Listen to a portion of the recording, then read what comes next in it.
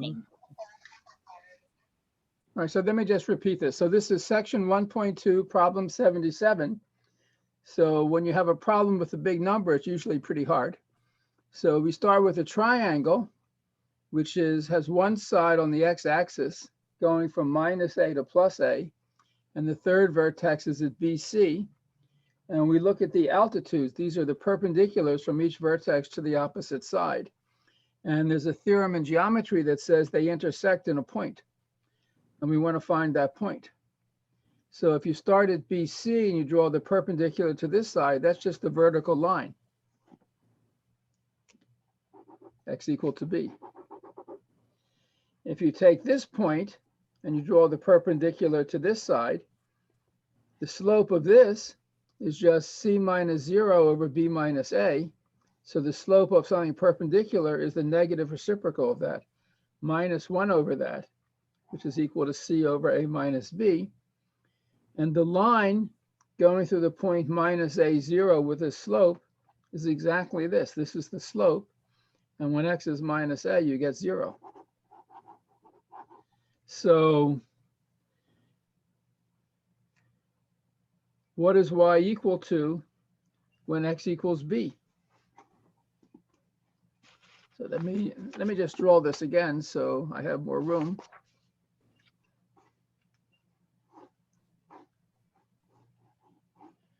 So this is minus a0. This is a0. This is bc. And this line, call it L1, this line is x equals b. And this line, which we just calculated,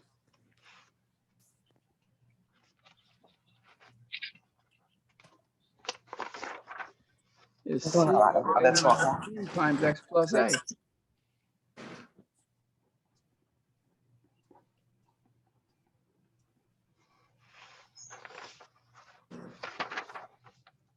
So what is this point of intersection? Well, when x is equal to b on this line, y is equal to c over a minus b times b plus a. Or I can write that as a plus b over a minus b times c. And so the point of intersection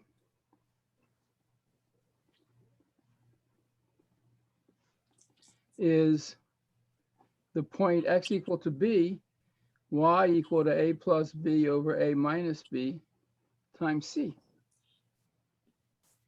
And if we want to check that that's right, we can also calculate this line.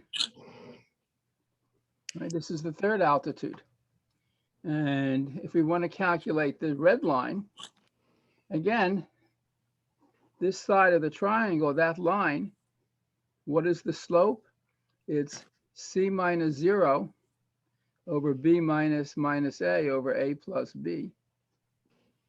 So this red line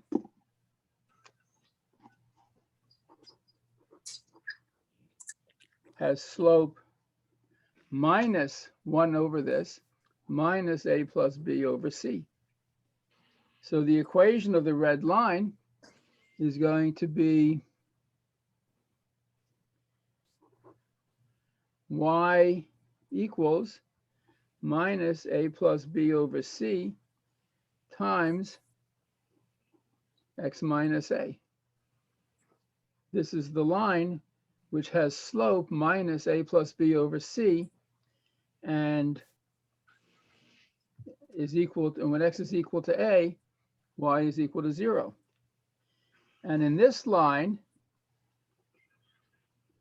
when x is equal to b, y is equal to minus a plus b over c times b minus a. So something around right here isn't right. So I just have to double check everything. This is the vertical line x equal b. This line has slope c over b minus a. So the reciprocal, I wrote this down wrong. Let me just go back and double check.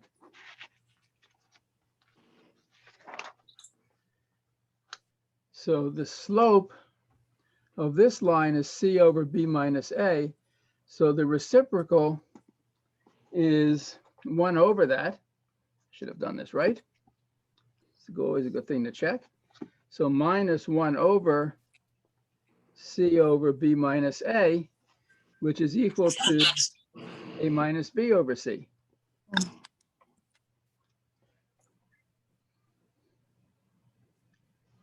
So y is equal to A minus B over C times x plus A. Right? So this is A minus B over C times x plus A. And when x equals B, y is equal to A minus B over C times A plus B, which is equal to A squared minus B squared over C. So the point of intersection is A squared minus B squared over C, at least the point of intersection of this line and this line. And then I also calculated the red line, and this is what I got. And when x is equal to b, y is equal to this, which is a plus b minus a is a minus b over c, is a squared minus b squared over c. So we get exactly the same point of intersection, b comma a squared minus b squared over c. So this is a lot of work, but this is exactly what you have to do to solve the problem.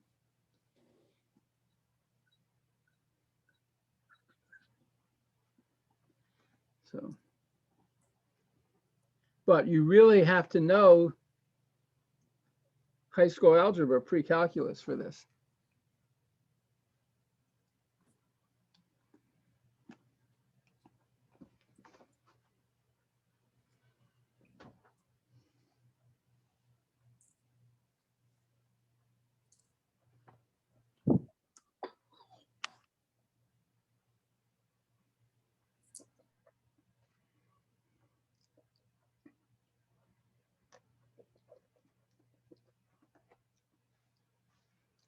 Other questions?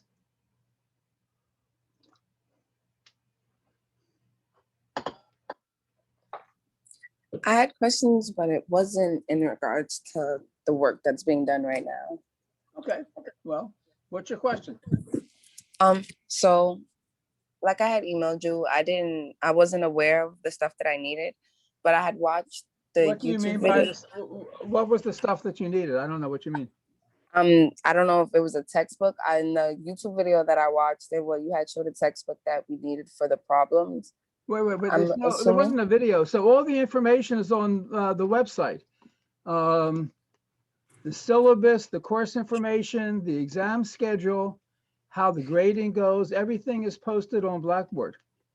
Yeah, I don't know how to get, the homework is posted there too, like the exact problems that I need to do. They're on the syllabus. Okay, and there's no textbook that I need. Of course, there's a textbook, yes. I mean, how can you do the problems without the textbook? Yeah, that's what I was. The problems are in the textbook. And just as you learn the material from the textbook also, when you study the book. Yeah, and that's what I was saying in the email, that I don't have the textbook just yet because I had just learned about because I haven't got any emails from you at all in regards to the class. Like, No, everything is posted. Sorry, everything is posted on Blackboard. And I also emailed via Blackboard to every student in the class, all the class information, the syllabus, the exam schedule, everything was posted on Blackboard and emailed to everybody. I see that it's on Blackboard because that's where I was able to access it yesterday after I got help in logging in. I just didn't receive any emails from you about the class, and none. So when I got access to emails are sent via Blackboard. So whatever email you have from Lehman, which is what Blackboard uses, is where the emails get sent. So I mean, many people have multiple, email accounts, but for Lehman courses, we use Blackboard, and Blackboard has an email address for everyone, which is usually your Lehman College email address or whatever address you've given to, but whatever it is, the email address on Blackboard is the only way you can be reached by an email from this class. Okay, I guess I'll talk to the tech people more. But it was more or less, I was just contacting you and letting you know that I didn't submit homework 1, and I'm probably not going to be able to submit homework 2 So because that's okay. In the summer especially, even though it's very important to keep up, if you turn your homework in late, you'll still get full credit for it. There's no okay. penalty for the late homework. But I mean, the only penalty is if you don't do it at all, because then you don't get any points for it. Yeah. So, you Okay. do as much as you can. And each homework assignment is huge. So it's not expected that most people can do all the problems in a homework. So what I suggest to everyone is usually a homework covers several sections in the book, and you try to do a few problems from each section.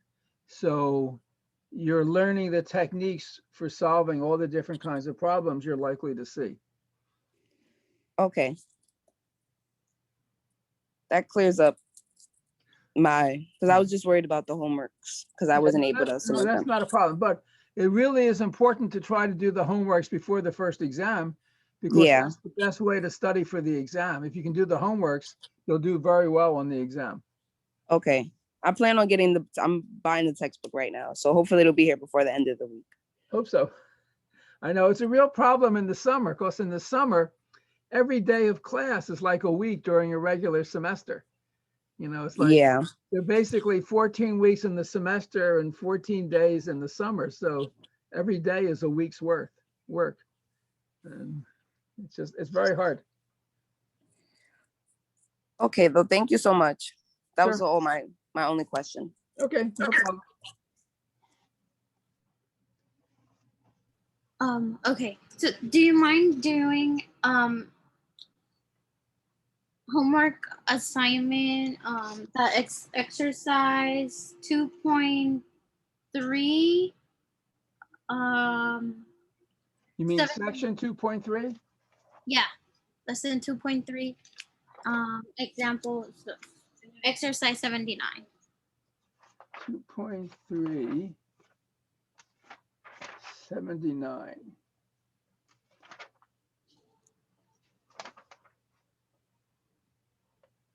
So that's to find a certain limit? Yes. Okay. So, Well, it's to determine the limit of the transcendental function. correct. So this is section 2.3, number 79. And the transcendental function in this case is the sine. You have the sine of 3t divided by 2t, and taking the limit as t goes to 0. Right? That's the problem. And in order to do this, you have to know the basic limit that's proved in the book. So let's just say recall. The limit of sine t over t as t goes to 0 is equal to 1. Right? So that's proved in the book. This is fundamental. All right? So have you seen this? Yes. Okay. And as t goes to 0, 3t also goes to 0. So you can say the limit of the sine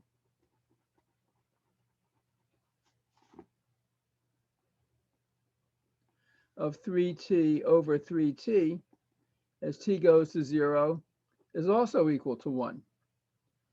Unfortunately, in the problem, you don't have sine of 3t over 2t over 3t.